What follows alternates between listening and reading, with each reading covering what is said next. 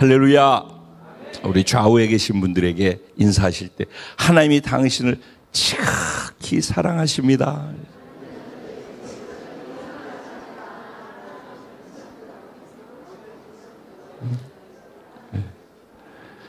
그렇습니다. 하나님이 저와 여러분을 지극히 사랑하고 계심을 믿습니다.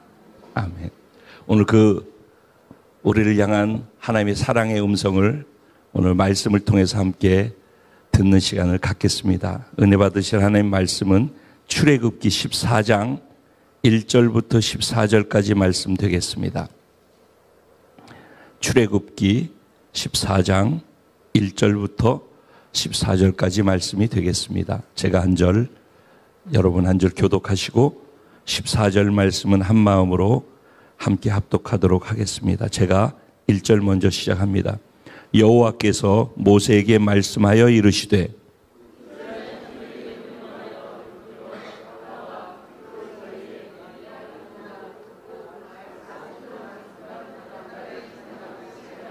바로가 이스라엘 자손에 대하여 말하기를 그들이 그 땅에서 멀리 떠나 광야에 갇힌 바 되었다 하리라.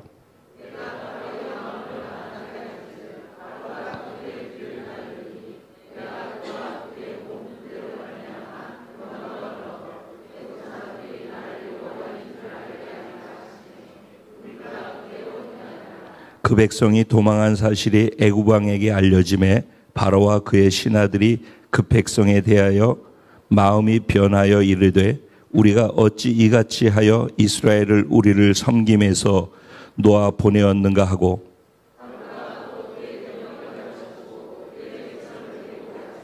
선발된 병거 600대와 애굽의 모든 병거를 동원하니 지휘관들이 다 거느렸더라.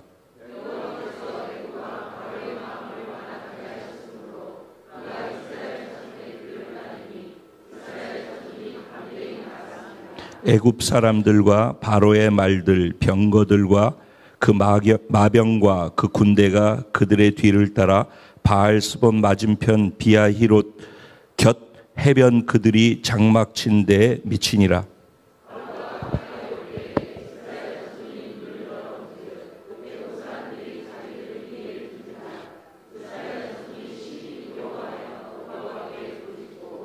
그들이 또 모세에게 이르되 애굽에 매장지가 없어서 당신이 우리를 이끌어내어 이 광야에서 죽게 하느냐? 어찌하여 당신이 우리를 애굽에서 이끌어내어 우리에게 이같이 하느냐?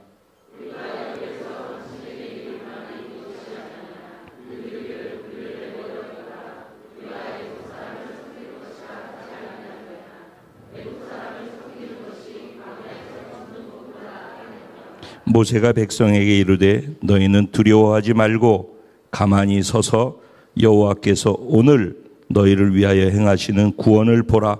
너희가 오늘 본 애굽 사람을 영원히 다시 보지 아니하리라. 다 같이 여호와께서 너희를 위하여 싸우시리니 너희는 가만히 있을지니라. 아멘. 오늘 이 본문 말씀 가지고 전쟁에 능한 여호와의 군대, 바로 저와 여러분입니다. 이런 제목으로 주신 은혜를 나누려고 합니다. 내가 무슨 군대지? 내가 무슨 전쟁에 능하지?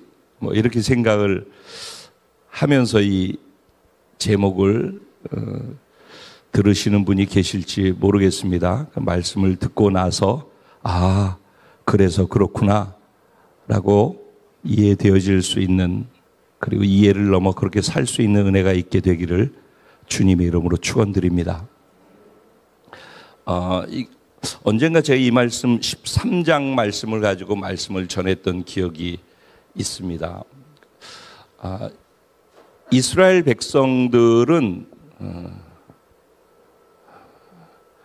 430년 동안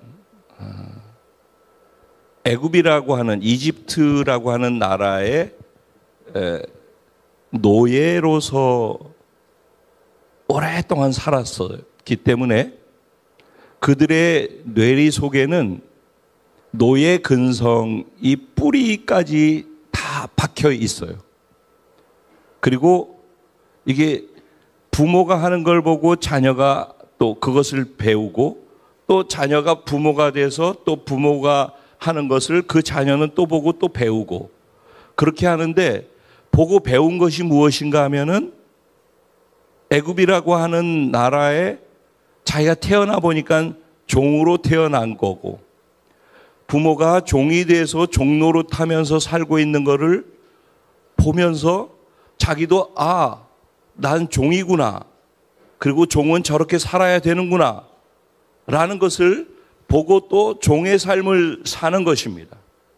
그것이 반복해서 그가 또 어른이 돼서 종과 종끼리 결혼을 하고 애를 낳았을 때 그 자녀는 또 똑같이, 그래서 430년이라는 긴 세월 동안 그것이 반복되어져 가면서 첫 번째, 두 번째, 세 번째로 넘어가는 걸 더 뒤로 가게 되면은 마지막 끝자락에 갔을 때는 완전히 길들여져 있는, 굳이 다른 얘기를 하지 않아도 자동으로 이게 몸에 시스템화돼서 몸에 밴 것대로 반응되어지는 것, 그게 430년이 거의 다 되어질 때 살고 있었던 이스라엘 백성들의 삶의 모습이었을 거라고 저는 생각을 합니다.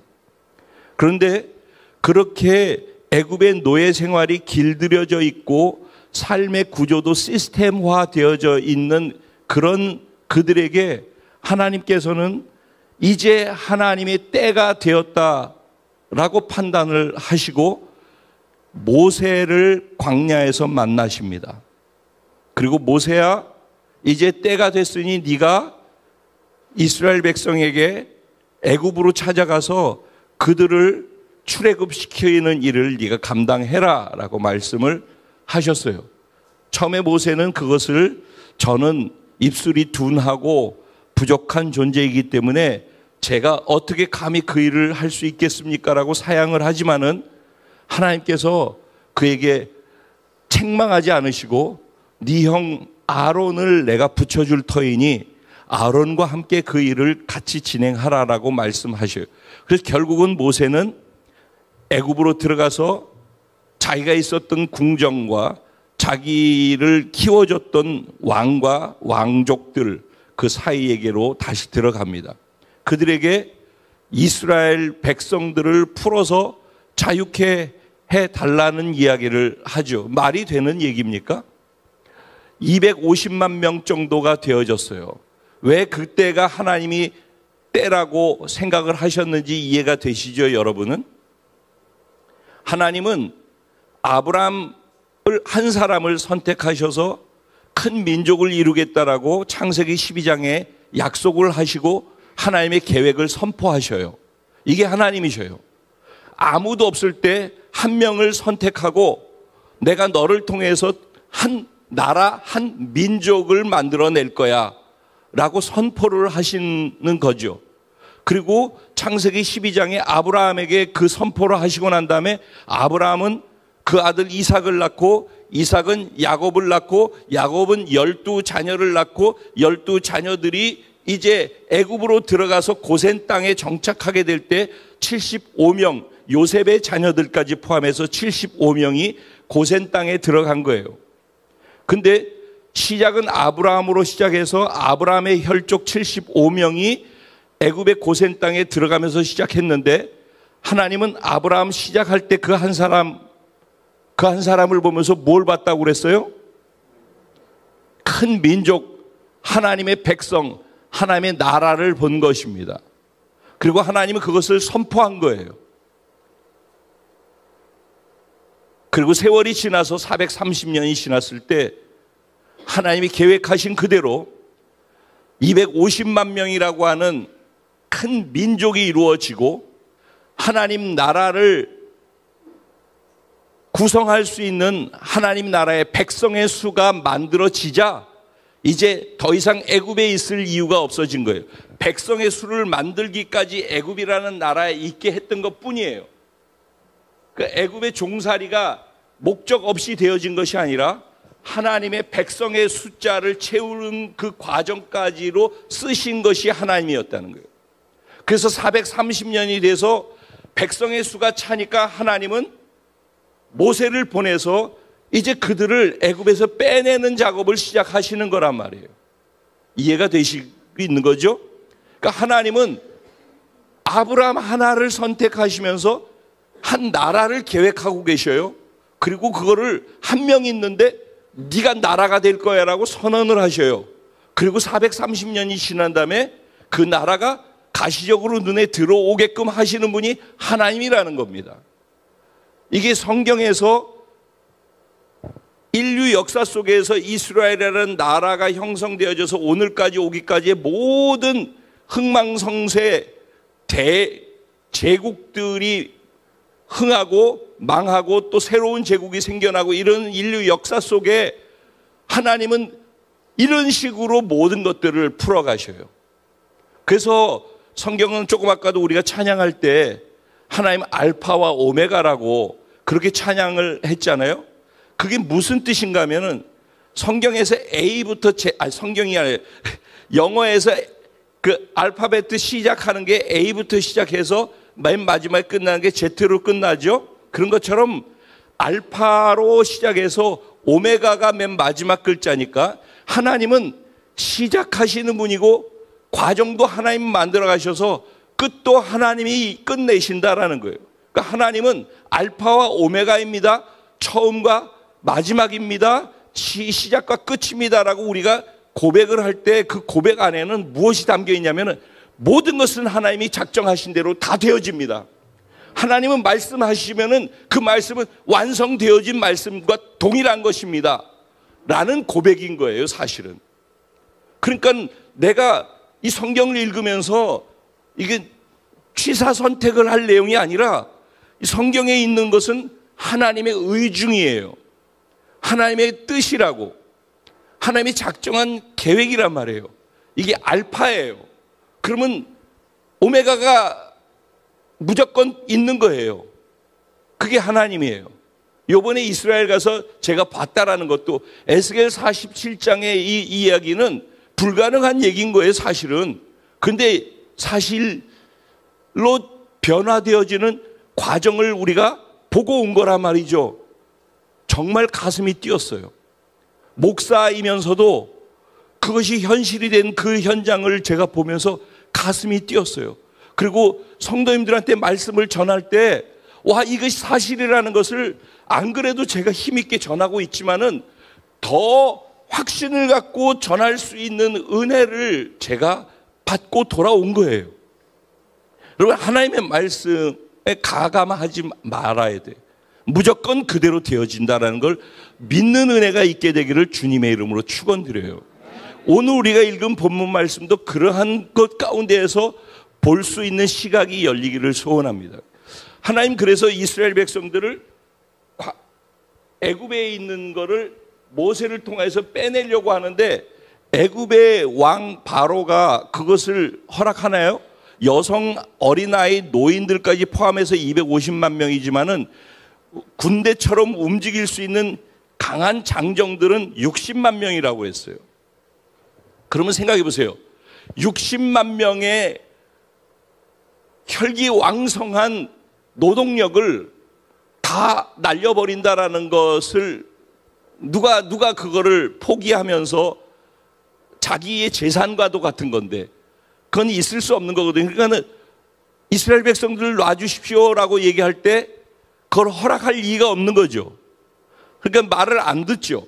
그러니까 그때부터 우리가 성경 공부에서 들어서 알고 있는 것처럼 10가지 재앙이 시작되는 겁니다.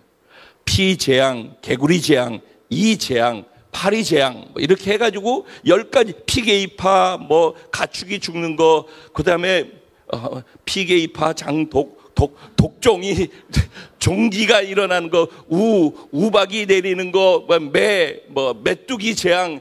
그래서 피게이파, 장독, 우매흑작 막 이렇게 해서 저희가 그래서 맨 마지막 10번째, 9번까지도 무시무시한 재앙이 일어나는데 나라가 발칵 뒤집히고 문제가 심각해지는데도 끝까지 왕이 고집을 부리고 그를 안 놔준단 말이죠. 그러니까는 마지막에 하나님이 10번째 재앙으로 그에게 허락하신 게 뭐냐면은 네가 이거를 듣지 않고 또 백성들을 보내지 않으면은 이 땅에 태어난 첫 첫 번째 것은 다 죽게 될 거야 라고 했어요. 그래서 장자가 죽는 그 예언을 했단 말이에요.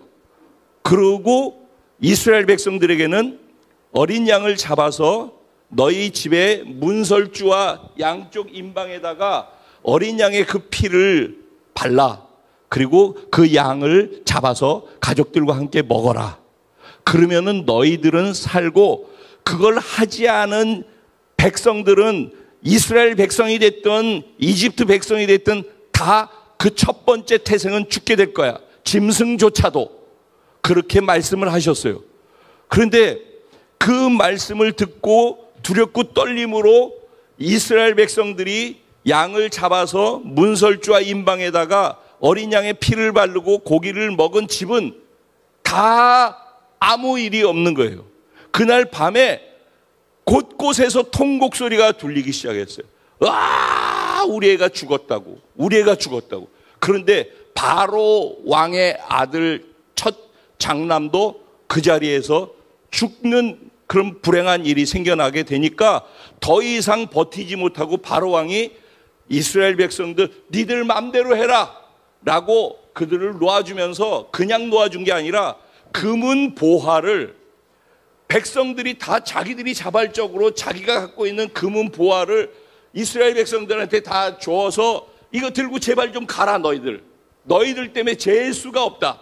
그래서 다 나가도록 허락해 준 거예요. 그래서 이스라엘 백성들이 어린 양을 잡아서 피를 뿌린 그날을 유월절이라고 해서 처음으로 예수를, 그리스도를 예표하는 어린 양 피를 하는 유월절, 그러니까 죽음의 사자가 넘어갔다. 그래서 유월했다라는 의미로 유월절을 하는 거예요. 그래서 유월절을 통과한 이스라엘 백성들이 풀어놔줘서 이제 애굽에서부터 나와서 광야길로 들어가기 시작하는 과정에 일어나는 일이 오늘 우리가 읽은 본문의 내용이에요. 그러면 이제 그들이 출발한 장소가 고센, 큰 지역이 고센인데, 고센의 한 이름을 대라고 그러면 라암셋이라고 하는 장소예요. 라암셋. 그래서 이스라엘 백성들은 라암셋이라고 하는 장소에서 출발을 했어요.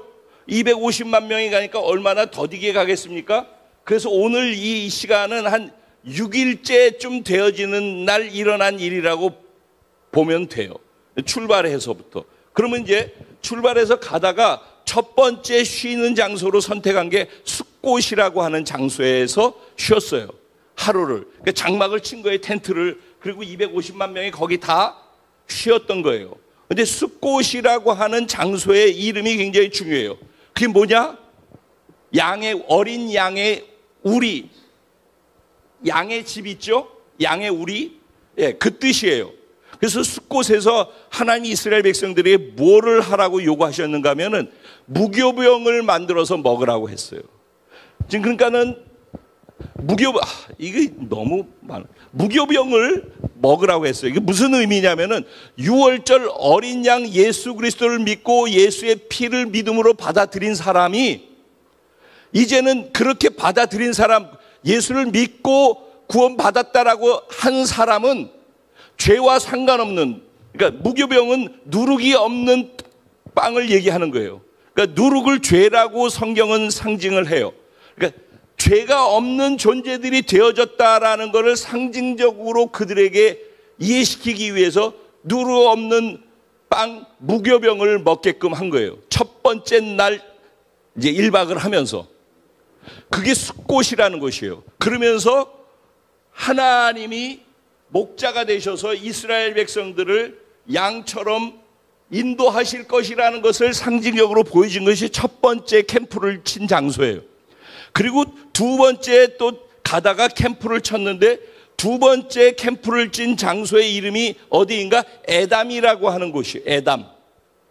에담이라고 하는 것은 성벽이다, 어떤 벽, 이렇게 성벽 막고 있는, 보호해주는 이런 의미가 있는데, 에담에서 어떤 일이 있었는가 하면은 그때 비로소 이스라엘 백성들에게 구름 기둥과 불 기둥이라고 하는 것이 나타나기 시작했어요. 그러니까 두 번째 장막을 친 자리에서 구름기둥, 불기둥이 생겨난 거예요. 이스라엘 백성들을 구름기둥과 불기둥이 인도하기 시작하는 거예요. 구름기둥과 불기둥은 무엇을 얘기하는 것이죠?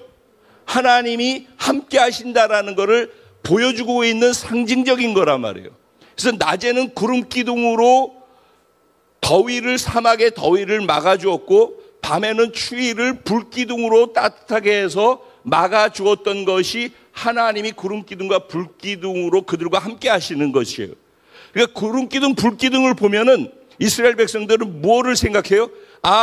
하나님이 우리와 함께 하시면서 우리를 지키시고 보호하고 계시구나. 하나님이 실제 우리와 함께 하신 것을, 하나님이 눈에는 보이지 않지만은 하나님이 우리와 함께 하신 것을 구름기둥과 불기둥을 통해서 확인하게끔 하나님이 이스라엘 백성들에게 배려를 해주신 거예요. 왜냐하면은 구름기둥과 불기둥이라도 봐야지 이스라엘 백성들이 하나님을 믿고 따를 수 있으니까.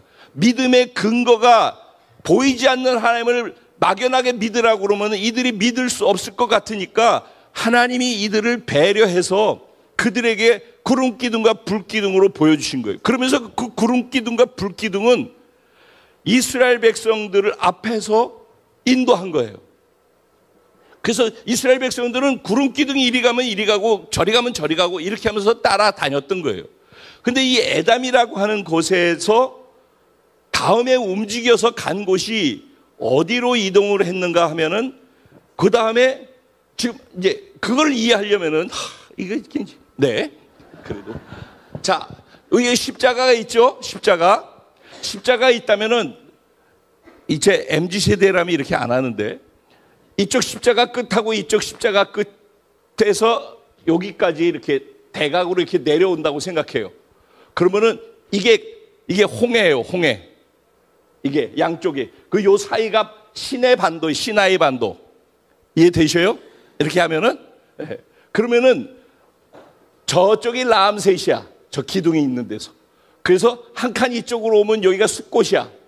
숫곳에서 이 십자가 있는 요쪽 있죠? 중간 저기까지 갔어요. 저기가 에담이야. 그러면 저기에서 어디로 가면 돼요? 십자가 없는 저 위쪽 빈자리 있잖아요. 빈자리로 그냥 직진해서 가면은 되는 거예요. 그러면은 저기 순종하면 11일. 그냥 11일 만에, 빠르면 일주일에서 11일이면은 가나안 땅으로 들어가는 거예요. 저길로 그냥 뻥 뚫려 있으니까. 그러면 이스라엘 백성들이 생각할 때, 이리에서 여기 왔으니까, 에담까지 왔으니까 저쪽으로 가가지고 쭉 빈자리로 쭉 넘어가서 저기로 가면 가나안이니까 저기로 가면 되잖아요. 그죠? 근데 하나님이 이제부터 이상하게 꼬기 시작하는 거예요. 저기까지 갔는데 에담에서 어디로 가라고 명령하셔요? 오늘 보면은? 예? 믹돌, 비하히롯 이쪽으로 가라고 그러죠. 그래서 저 위에서 다시 이쪽으로 내려와가지고 여기로 가라는 거예요. 여기로. 그러면은 바다가 있는, 홍해가 있는 쪽으로 가라는 얘기 아니에요. 직진해서 저기를 가면은 편하게 갈 수 있는데 일부러 이쪽으로, 차라리 이 뒤쪽으로 오라고 하면 괜찮을 거 아니에요. 근데 이쪽으로 오라는 거예요. 그러면 완전히 갇히는 거예요. 도간에 든 쥐가 되는 거란 말이에요. 이해가 되셔요? 이해가 안 되나? 되고 있는 거죠? 빨리빨리 답을 줘야지. 내가 할 게 많아, 지금. 그러면 저쪽에서부터 이렇게 이게 홍해수야. 그래, 이게 스웨즈 운하라고. 스웨즈 운하에서 내려오면 여기서 합쳐지면서 홍해가 되는 거예요, 여기가. 저희가 요번에 저쪽은, 그러니까 요번에 우리가 갔었던 아카바. 누가 갔냐? 아카바 있잖아, 아카바.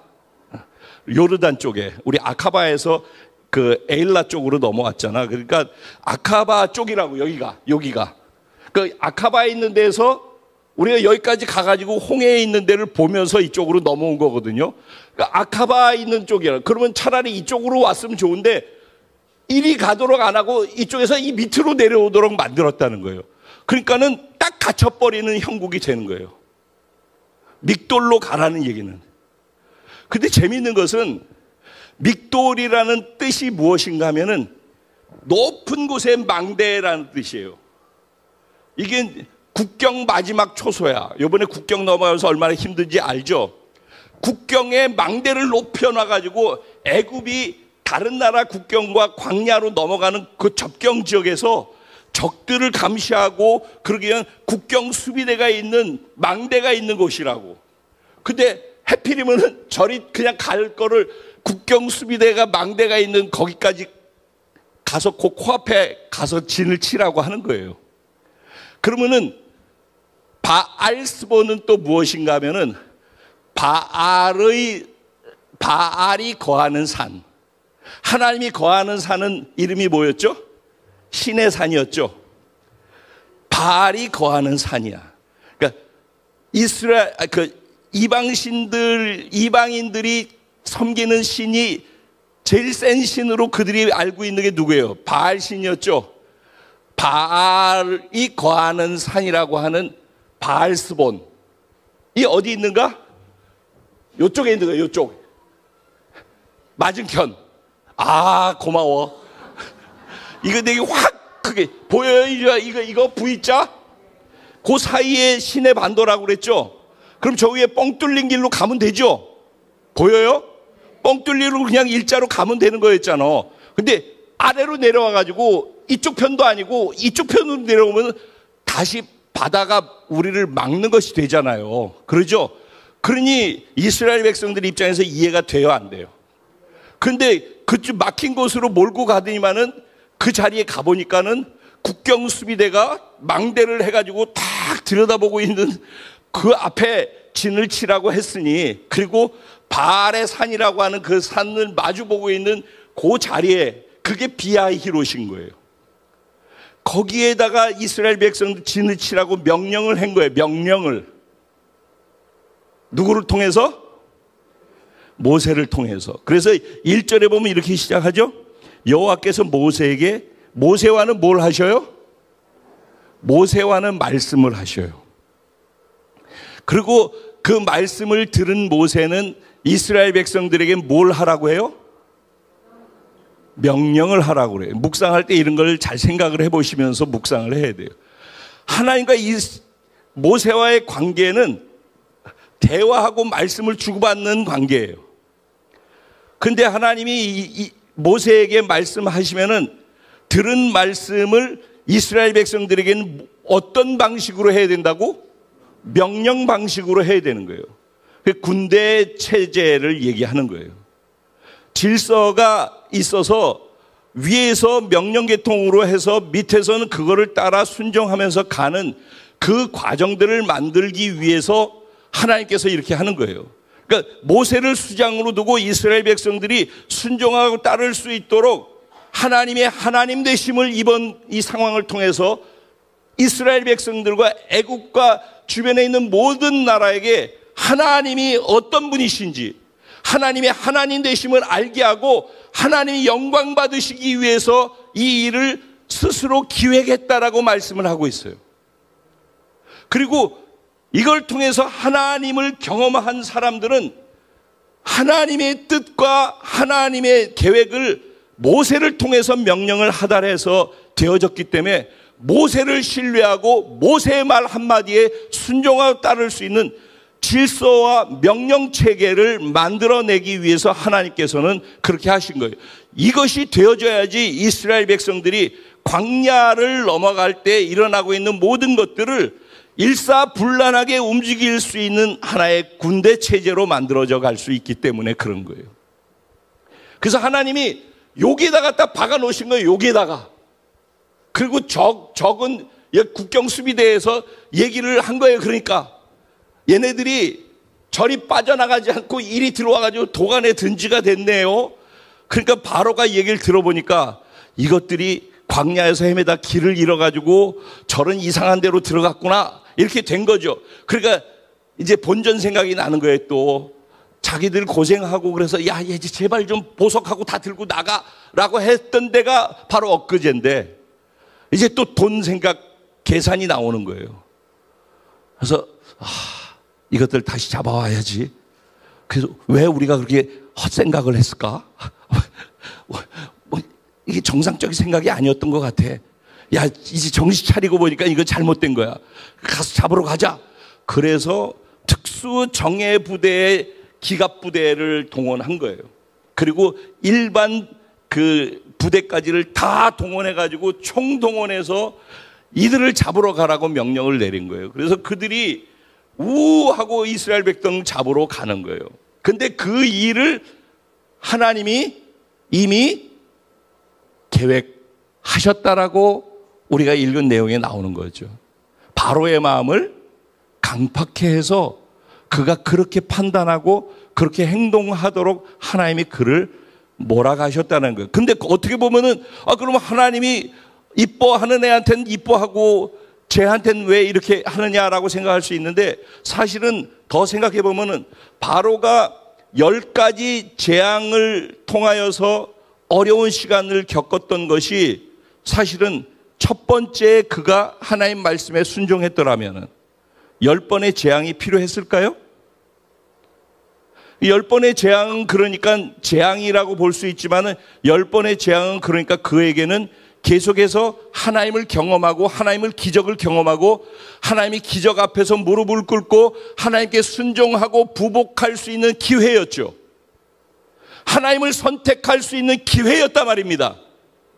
그런데 끝까지 자기 고집을 꺾지 않았기 때문에 결국은 장자가 죽는 일까지도 감수해야만 했던 것이고, 그때 비로소 놔줬는데 놔주고선 며칠 되지도 않아가지고 또 정신 못 차리고 또 다시 본전 생각나서 이렇게 반응을 하는 거죠. 그러니까는 여기에서 강팍하게 했다라고 표현되어진 것은 바로가 원어적으로 보면 바로가 그의 고집을 꺾지 아니하고 라고 되어 있어요. 이해가 되죠? 그러니까 하나님이 그렇게 그래서 이건 신학적인 용어로서 예지 예정, 하나님이 이렇게 될 것을 알고 계시기 때문에 이렇게 말씀을 하신 거예요. 이거는 그래서 이런 내용들을 통해서 바로와 바로의 군대가 이스라엘 백성들을 잡으러 쫓아왔어요. 근데 재미있는 것은 여기 8절에 보면은 여호와께서 애굽왕 바로의 마음을 완악하게 하셨으므로 그가 이스라엘 자손의 뒤를 따랐는데 이스라엘 자손이 어떻게 했대요? 담대히 나갔대요. 이스라엘 백성들은 당당하고 담대했어요. 어떻게 그럴 수가 있었죠? 그들이 당당할 수 있었던 이유가 뭐예요? 애굽에서 10가지 재앙이 진행되는 동안 애굽 사람들은 혼비백산하고 기겁을 했잖아요. 그래서 이스라엘 백성들이 왕부터 이제 가라고 했을 때 자기네 집에 있는 금은 보화까지도 다 싸주면서 제발 좀 가져오 그랬잖아요. 그러니까는 이스라엘 백성들이 의기양양해서 나올 수 있었다고요. 근데 그들이 의기양양해서 당당하게 나올 수 있었던 그 근거가 이스라엘 백성들 스스로에게 있었던가요? 하나님께 있었죠. 하나님이 기적을 다 행하셨고 이들에겐 기적이었고 그들에게는 심판이었어요. 하나님이 행하셨죠. 그들의 당당함의 근거는 하나님이었다고요. 근데 그들이 지금 8절에 그랬는데 9절에 믹돌에 진을 쳤어요. 비하히롯에. 재밌는 것은 이 바알의 산이라고 하는 이것과 애굽의 국경 수비대가 있는 높은 망대가 있는 믹돌이라고 하는 것, 그 가운데가 비하히롯이에요. 근데 비하히롯이 결국은 그 자리가 죽음의 자리가 돼야 되는데, 절망의 자리가 돼야 되는데 그 자리가 자유의 광장이 된 거예요. 거기에서 자유를 얻게 된 거예요. 그 자리에서. 비하히롯은 그래서 자유를 상징하는 것이기도 해요. 그런데 어쨌든 이렇게 해서 나왔는데 9절까지 그렇게 되어졌다. 근데 10절에 어떤 일이 있어요? 10절을 보면은 바로가 가까이 왔어요. 그들이 당당하게 나아갔는데 바로가 가까이 와서 눈을 들어서 어떻게 했대요? 봤대요. 이게 이제 모든 문제의 근원인 거예요. 조금 전까지 당당할 수 있었던 것은 뭐예요? 기적을 행하시는 그 하나님을 보고 그 하나님 백으로 당당하게 봤지? 이렇게 하고 나온 거예요. 그리고 이 애굽 백성들은 쭈구리 해가지고선 금은보화 다 줘가면서 가라고 하니까 얼마나 의기양양했어요. 그래서 당당하게 나왔는데 코너로 몰려서 도간에 든 지가 돼가지고 애굽의 군대가 자기들을 잡으러 오는 것을 어떻게 했다고요? 눈으로 본 거예요. 그러니까 신앙생활은 어디에서 미천이 드러나는가 하면은 막연하게 신앙생활할 때는 당당해요. 뭐 자신도 있고 뭐 내가 어떻고 뭐 큰 소리 치고 뭐 다 해요. 근데 어려움의 상황 안에 내가 들어가서 내 눈앞에 어려움이 목도되어지는 그 시간이 오면은 내가 말로 했던 내가 이런 믿음과 이런 신앙이 있어라고 했던 그 미천이 드러나게 되는 거예요. 그때 가서. 그게 진짜 내 믿음인 거예요. 그 상황이 됐을 때 드러나는 게 믿음인 거예요. 그래서 하나님은 사실은 왜 믹돌로 인도하시는가 하면은 우리의 신앙의 밑바닥을 드러내기 위해서 그러는 거예요. 그래서 진짜 하나님을 믿는 믿음으로 고리를 걸어주기 위해서 우리를 신앙의 코너로 협곡으로 믹돌로 가라고 명령하시는 거예요. 그러니까 밑바닥이 드러나지 않고 척하고 폼 잡고 포장해놓고 이렇게 해가지고 그런 것처럼 보여지는 멋있어 보이는 신앙생활 이걸로서는 이거는 다 조금만 지나면 다 드러나게 돼 있어요. 그래서 하나님은 그런 우리를 그럼에도 불구하고 선택하고 작정했어. 그래서 하나님이 하신다고 하면 그냥 하신다니까. 그래서 오늘 제목에 뭐라고 돼 있어요?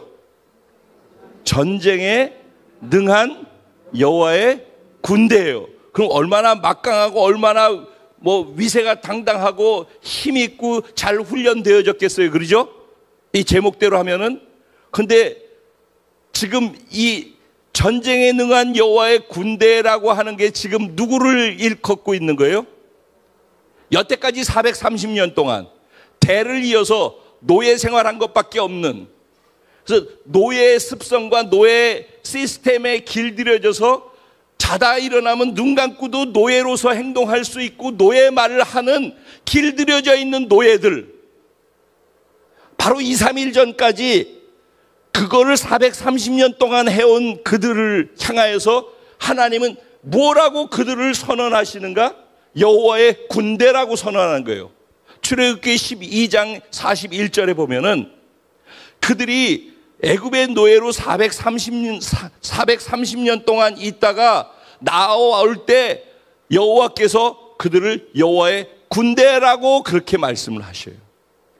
그러니까 이스라엘 백성들 자신 스스로를 이해하고 그들 스스로가 자기를 정체성을 갖고 볼 때는 자기는 뭐라고 보고 있어요? 그때 이제 막 나온 지 이틀 3일밖에 안 됐으니까 뭐라고 자기를 보겠어요? 애굽에 종살이 했던 종의 신분, 노예 신분으로 자기들을 인식하겠죠. 그렇게 인식하고 있는데 하나님은 이미 그들이 6월절 어린 양의 피를 통과했기 때문에, 예수를 믿겠다라고 했기 때문에 예수의 피가 묻혀져 있는 그 믿음이 있는 사람들을 하나님 뭘로 보신다? 여전히 죄의 노예고, 여전히 사단의 노예고, 여전히 모든 환경의 노예고, 옛사람의 시스템의 노예로 살고 있고 그 안에서 벗어나지 못하고 있는 저와 여러분일지라도 하나님은 그런 우리를 바라보면서 너는 나의 군대야 라고 하나님은 말씀하신다는 거예요. 그리고 하나님은 말씀하시면 어떻게 하신대요? 그대로 이루시는 분이에요. 그분이 알파 하면 오메가를 하시는 분이 하나님이라고. 그러니까 우리는 여전히 허접하고, 우린 여전히 부족하고, 우린 넘어지고 또 죄짓고 그러고 있을지라도 그런 우리를 향해서 하나님은 여전히 뭐라고 하신다고? 너희는 나의 군대야. 전쟁에 능한 여호와의 군대라고 할 때 군대자 빼고 나면 전쟁에 능한 건 누가예요? 여호와인 거예요. 내가 아니라고. 군대가 전쟁에 능한 게 아니라 여호와께서 전쟁에 능한 여호와예요. 거기에 붙어 있는 게 전쟁에 능한 여호와의 군대인 거예요. 오늘 제목을 잘 이해해야 돼요. 내가 뭐 전쟁에 능한 군대인 것처럼 착각하면 안 돼요. 전쟁에 능한 건 여호와 하나님인 거예요. 하나님이 전쟁을 하시는 분이셔요. 그러니까 나는 뭘 해야 돼요? 전쟁에 능한 하나님을 봐야 되는 거예요. 내 눈이 하나님이 아닌 다른 것을 보는 순간에 물에 빠져 들어가는 베드로처럼 한순간에 물 위를 걷는 기적의 주인공이다가 한순간에 물 안으로 빠져 들어가요. 뭘 봤기 때문에?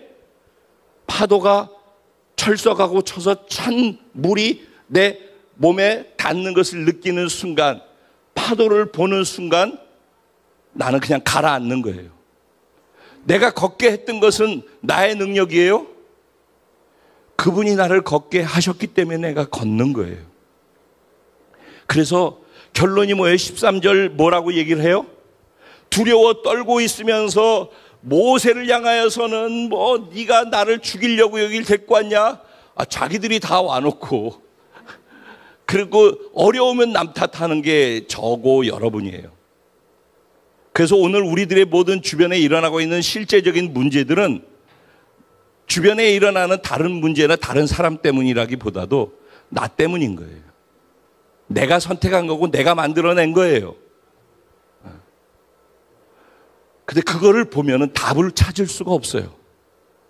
지금 여러분이 당면하고 있는 인간관계 문제라든가 아니면 사업의 문제라든가 뭐든지 다 좋아요. 그걸 보고 있는 순간에 답을 못 찾아요. 찾을 거라고 생각하고 계속 들여다보면은 두려움밖에 없고 부정적인 말밖에 입에서 나올 거 없을 거예요. 제가 100% 장담합니다. 여러분들이 아무리 몸부림치고 해봐도 거기서 답을 못 찾아요. 믿는 사람들은 어디서 답을 찾아요? 믿음의 대상인 하나님을 통해서만 답을 찾아요. 그래서 그 하나님이 우리에게 주시는 답이 어디에 있어요? 하나님의 말씀 속에 있는 거예요. 그러니까 그 말씀을 귀로 듣는 사람은 답을 찾아갈 수가 없어요. 설교를 듣기만 하는 사람은 절대 답을 경험할 수가 없어요. 말씀을, 설교를 삶으로 살아내는 사람들이 답이 되는 거예요. 그래서 듣기만 하는 사람은 죽을 때까지 30년, 50년을 교회를 다녀도 하나님을 경험할 수가 없어요. 근데 말씀을 순종으로 받아서 말씀을 살려고 하고 말씀대로 자신을 바꾸는 사람은 말씀이 답이기 때문에 내가 변화되는 만큼 내 삶에 변화가 일어나고 그게 답을 만들어가는 과정이 되는 거예요. 이 말을 여러분 지금 1월 달부터 제가 계속 하나님을 우리가 어떻게 대하고 어떻게 이해하고 어떻게 반응해야 되는가에 대해서 계속적으로 말씀하고 있어요. 왜냐하면은 군대가 되고 군사가 되려면은 상관의 명령에 복종하는 훈련이 되어지고 상관의 말에는 무조건 따르겠다라는 준비가 되지 않은 사람은 군사가 될 수가 없어요. 여러분 군대 안 가보신 분들은 모르겠지만 갔다 온 사람들은 다 이 말이 무슨 말인지 알아요. 군대에서 나 혼자 하겠다 그건 고문관 되는 거예요. 그냥 제껴버리는 거예요. 그 사람은 같이 할 수가 없어요. 그 사람은. 그러니까는 무조건 명령체계 안에서 말씀하면은 그 말씀이 나에게 실질적으로 행동으로 옮길 수밖에 없을 정도로 권위가 말씀에 인정이 돼야 돼요. 그게 체계가 되고 질서가 되어져야지 군대가 되는 거예요. 근데 내 생각에는 그러고 위에서 얘기를 하는데 그래도 저는 제가 제 느낌에는 제 생각에는 그러면 뭐 위에서 얘기하는 게 뭐가 필요 있어요? 그러면 또 제가 하나님께 굳이 깊이 기도해서 받고자 몸부림칠 이유도 없고 밤을 새면서 말씀을 준비할 이유도 없고 여러분들의 말씀을 이렇게 전하면서 이 말씀이 여러분이 사라져야지 이 말씀대로 우리 교회가 변화가 되어지는데 이런 고민과 고통과 기도와 몸부림을 할 필요가 없어요. 저 혼자서만 북치고 장구치고 다 하는 거고 이 말씀이 여러분들한테는 한 칸만 내려가도 절대 이 말씀대로 살지 않을 걸 아는데 그럼 제가 굳이 깊이 있는 말씀, 깨달은 말씀, 하나님 주신 은혜의 말씀, 기도하면서 몸부림치며 전하는 말씀이 하지 않아도 되는 거예요. 쉽게 얼마든지 해요. 화면 앞에다 놓고 책 놓고 그냥 읽으면서도 설교하면 돼요. 얼마든지 그렇게 해도 돼요. 또 그런 데가 얼마나 많습니까? 그래서 설교하기 위해서 설교하는 게 아니잖아요. 그 말씀대로 살아야죠. 그래서 제가 위로부터 받아야죠. 그리고 제가 여러분들한테 말씀을 드려야죠. 그 여러분은 제가 이렇게 말씀해도 명령으로 받을 줄 알아야지 군대가 되는 거예요. 근데 내 생각에는 전 여기까지만 죄송합니다. 그럼 어쩔 수 없는 거예요. 그럼 거기선 막히는 거예요. 그럼 그쪽으로 흘러갈 수가 없는 거예요. 거기는 그러니까 본인도 하나님을 경험 못하는 거고, 본인이 만약에 중간 리더로 있다 그러면 그 밑에 있는 분들은 그 밑에 분들은 전혀 하나님을 경험할 수가 없어요. 왜? 흘러가지 않으니까.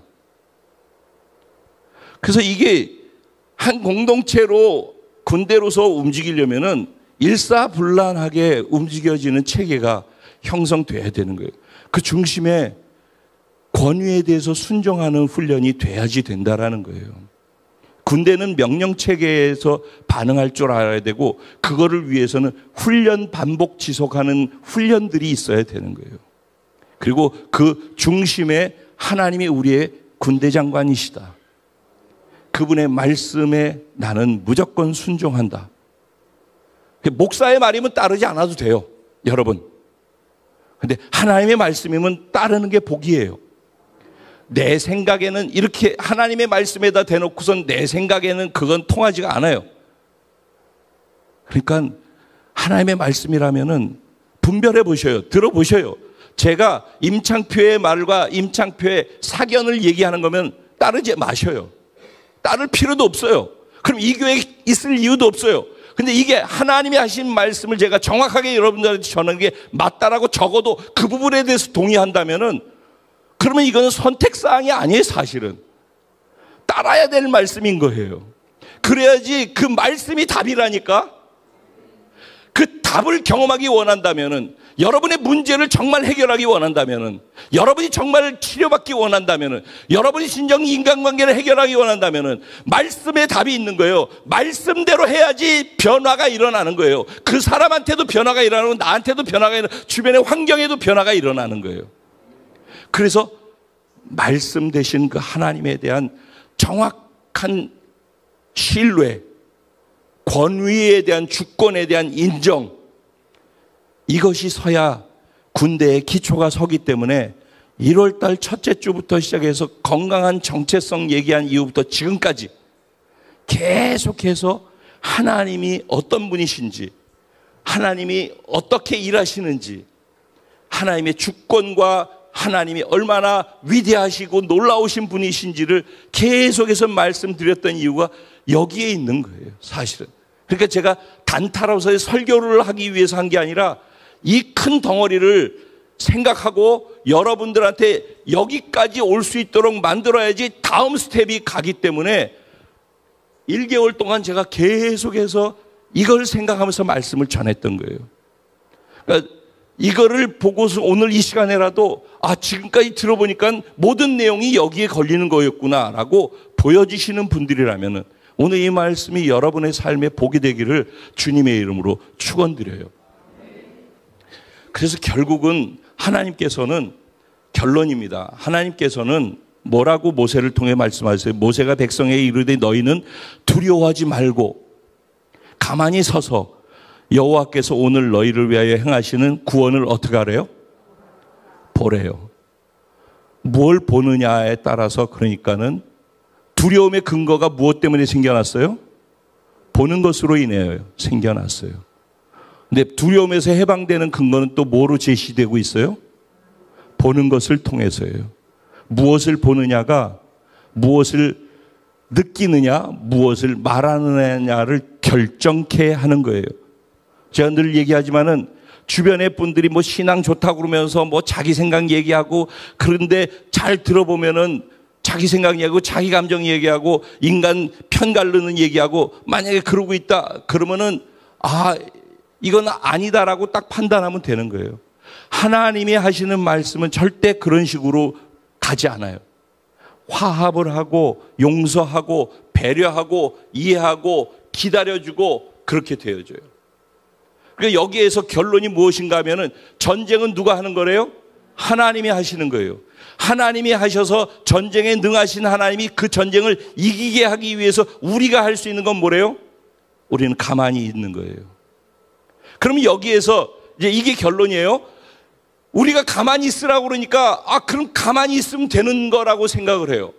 이게 이중적인 메시지가 있는 거예요. 여기에 복음을 이해하는 사람들은 이 말이 이해되어져요. 자, 우리가 예수 믿어서 구원받았다라고 할 때 이 강으로 들어가서 구원의 의미가 연합에 있다라고 말씀을 드렸죠. 이해돼요? 그러면 연합은 두 가지에 연합됐다라고 하는데 첫 번째 연합은 무엇과의 연합이에요? 죽음에 연합되어진 거예요. 예수께서 나와 내 죄를 대신 짊어지고서 십자가에 못 박혀 죽으셔서 내가 예수와 연합돼서 죽었다라는 것을 내가 믿는 거예요. 그걸 믿기 때문에 내 죄도 예수 죽을 때 같이 죽어서 내 죄가 사해졌다라고 다 죄의 대가가 지불됐다라고 믿을 수 있는 근거는 여기에 있는 거예요. 그러니까 내가 예수를 믿는 것은 내가 예수와 함께 죽음에 연합돼서 내 죄도 죽었다라고 믿어져야 하는 거예요. 그래야지 믿음이 흔들림이 없는 거예요. 그러면 이게 구원을 받을 때 믿음으로 받아들인 거라면은 구원받은 자로 살아가는 삶을 사는 데 있어서도 내 삶에서 애국 군대가 쫓아오는 것을 볼 때가 많다고, 상황이 문제가 어려움이 내 주변에 사람이 나를 힘들게 하는 것들이 올 때가 많다고, 그거를 보게 된다고. 우리는 안 볼 수가 없어요. 사는데 무조건 맞닥뜨리게 돼 있어요. 근데 그거를 볼 때 그 보고 있는 나는 예수 죽을 때 예수와 함께 죽은 나라고 자기를 죽음으로 넘기는 믿음을 선택해야 되는 거예요. 그래서 내가 죽었다라고 하는 것을 믿음으로 선택할 때 나는 가만히 있는 상태가 되는 거예요. 이해가 돼요? 지금 이 부분이? 굉장히 중요한 얘기입니다. 우리 교회에서 복음을 계속 듣고 있는데 이 복음의 핵심 2강의 내용에서 정확하게 이해해야 될 것들이 이 부분이에요. 우리 가만히 있는 것은 그러니까 자기를 죽었다라고 믿음으로 여기는 부분인 거예요. 그래서 가만히 있는 거예요. 그러면 사람들은 가만히 있으면 된다라고 생각하죠. 근데 죽음에 연합됨과 같이 뭐에 연합된 거예요? 예수 그래서 부활에 연합되고 부활의 생명에 연합된 거예요. 그러니까 죽었다라는 걸 믿음으로 선택한 것처럼, 그래서 가만히 있는다면, 내가 죽은 자로 가만히 있는다면은 부활하신 예수가 내 안에 들어와서 예수의 생명으로 내가 사는 존재가 됐다라는 것도 믿는 거예요. 그럼 부활의 연합됨도 믿는 거란 말이죠. 이제는 나를 가만히 있는 것은 나고, 이제는 믿음으로 부활하신 예수 그리스도를 살아내 드리는 것인데 예수가 내가 잘하는 것을 사용하시는 거예요. 이해가 되나 지금 이 말이? 내가 잘하는 거를 내가 잘하는 사람이 있어요. 그러니까 그건 가만히 있는 사람이 아니야. 그냥 자기가 잘하는 사람이야. 근데 자기가 잘하는 걸 멈추는 거라고. 죽은 것으로 넘기고. 그럼 내가 잘하는 걸 멈추었을 때 예수님이 부활하신 생명으로 내가 잘하는 걸 예수님이 잘하는 걸로 예수님이 사용하시는 거예요. 그래서 겉으로 보면은 그 사람이 또 하는 거예요. 그 사람이. 지금도 제가 설교하고 제가 말씀 전하고 있잖아요. 근데 저는 이미 저를 내려놨거든요. 저기서 다 죽였어요. 저기서 다 죽였고, 제가 말씀 준비를 그렇게, 지금 우리 둘째 아들 여기 왔지만은 집에 와서 보면 제가 말씀 펴놓고 그렇게 하고 있는 거 보는 거거든요. 그렇지만은 제가 다 준비하는 거예요. 제가 기도하고. 그렇지만 제 스스로 저를 가만히 있는 자로 저를 내려놓고 죽인다고. 그리고 저를 예수님이 사용하세요라고 부활하신 예수가 제 안에 계심을 믿고 예수를 살아내 드리는 것으로 제가 그걸 선택한다고. 그러니까 지금 예수님이 저를 사용하시는 거예요. 저는 가만히 있는 거고. 근데 사람들이 볼 때는 제가 다 하고 있는 거예요. 근데 이 과정에서 자기 부인과 자기 죽음을 선언하고 그거를 선택함 속에서 이걸 하는 사람과 그냥 하는 사람과 하늘과 땅이라고. 이게 뭔지도, 뭔 내용인지도 모르는 사람도 있고. 이거는 훈련해야 돼요.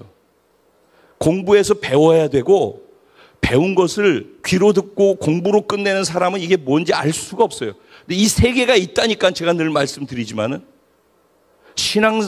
신앙의 세계는, 믿음의 세계는요, 하는 사람만, 말씀을 살아내는 사람만 경험하는 세계예요. 귀로 듣는 것 같고, 종교 생활하는 것 같고, 남이 하는 걸 보는 것 같고, 간증하는 것 듣는 것 같고, 절대 하나님을 경험 못해요.